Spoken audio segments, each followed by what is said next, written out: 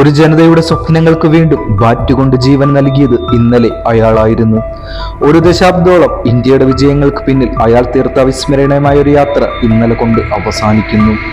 Indian ഇതിഹാസം യുവരാജ് സിംഗ് ഒരിക്കൽ പറഞ്ഞത് ഇങ്ങനെയായിരുന്നു: people become legends when they retire at 30. Kohli already become A legend. Indian ക്രിക്കറ്റിന്റെ സ്വകാര്യ അഹങ്കാരം, അഭിമാനമാണ് ഇന്നയാൾ. കളിക്കുന്ന കാലത്ത് തന്നെ സച്ചിനും ദ്രാവിഡും ഗാംഗുലിയും കുംബ്ലെയും അടങ്ങുന്ന ഇതിഹാസ പട്ടികയിലേക്ക് തന്റെ പേരും ചേർത്തു വെച്ചവൻ. ഇന്നലെ ബാർബഡോസിൽ നിന്നും ലോകം അവന്റെ ആ വില്ലോയിലേക്ക് ചുരുങ്ങി. മോശം ഫോമിന്റെ പേരിൽ അവനെ പുറത്തിരുത്താൻ മുറവിളികൾ ഉയരുമ്പോഴും ക്യാപ്റ്റൻ രോഹിത് അയാളിൽ അർപ്പിച്ച വിശ്വാസത്തിന് അർഹിച്ചൊരു മറുപടി. മാർക്കോ ജാൻസന്റെ ആദ്യ ഓവറിൽ സ്ട്രൈറ്റ് ഡ്രൈവും കവർ ഡ്രൈവും ഫ്ലിക് ഷോട്ടുകളായി തീർത്ത 3 കിടിലൻ ബൗണ്ടറികൾ. ഇന്ത്യക്ക് ലഭിച്ചത് ഒരു മികച്ച തുടക്കം. എന്നാൽ കളിയുടെ ഒഴുക്കിന് വിപരീതമായി ഫോമിലുള്ള രോഹിത് കേശവ് മഹാരാജിന്റെ ഓവറിൽ ക്ലാസന്റെ കൈകളിലെത്തുന്നു. പിന്നീടെത്തിയ പന്തും വെറും കൈയാൽ മടങ്ങുന്നത് നിരാശയിൽ കണ്ടു നിൽക്കാനേ ആ മനുഷ്യന് കഴിഞ്ഞുള്ളൂ. ഫൈനലിന്റെ എല്ലാ പ്രഷറും ടീം ഇന്ത്യയിലേക്ക് കടന്നുകൂടിയെന്ന് നിസ്സംശയം പറയാം. സൂര്യ റബാഡയ്ക്ക് മുന്നിൽ വീഴുമ്പോൾ കോഹ്ലി എന്തൊക്കെയോ പിറുപിറുക്കുന്നുണ്ടായിരുന്നു. തുടർച്ചയായ വിക്കറ്റ് വീഴ്ച കോഹ്ലിയെ ആക്രമിച്ച് കളിക്കുന്നതിൽ നിന്ന് പിന്തിരിപ്പിച്ചു.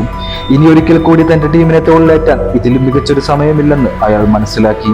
കൂട്ടിയും കിഴച്ചും ഓരോ ഡെലിവറികളെ നേരിട്ടും ഒരു കൊച്ചുകുട്ടിക്ക് നൽകുന്ന പരിഗണന അയാൾ വിക്ടോറിയസിന്റെ ബൗളർമാർക്ക് നൽകി.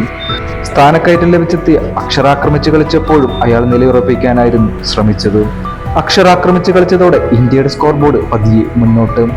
48 ബോളിൽ നിന്നും 50 റൺസ്. ഈ സീസണിലെ തന്നെ കോഹ്ലിയുടെ ആദ്യ അർദ്ധ സെഞ്ചുറി.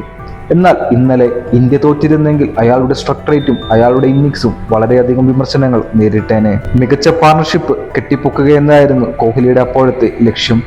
എന്നാൽ മാത്രമേ കൈവിട്ട കളിയെ തിരിച്ചു പിടിക്കാൻ കഴിയൂന്ന് അയാൾ നേരത്തെ ഉറപ്പിച്ചു.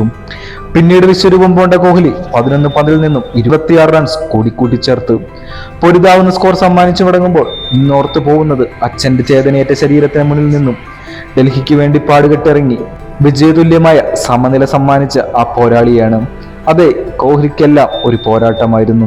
കൊടിയ ദാരിദ്ര്യത്തിലും പട്ടിണിയിലും ആ പിതാവിന്റെ നിശ്ചയദാർഢ്യം കോഹ്ലി എന്ന രത്നത്തെ ഇന്ത്യൻ ക്രിക്കറ്റിന് സമ്മാനിച്ചു. സച്ചിന്റെ റെക്കോർഡുകൾ ഓരോന്നായി കടപിടിക്കുക അയാൾ ഇന്ന് കുട്ടി ക്രിക്കറ്റിൽ നിന്നും പടിയിറങ്ങുന്നു.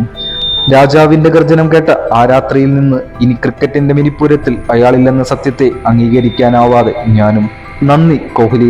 നിങ്ങളെയൊക്കെ കളി കാണാൻ ഭാഗ്യം ലഭിച്ച ഞങ്ങളല്ലേ യഥാർത്ഥ ഭാഗ്യവാന്മാർ.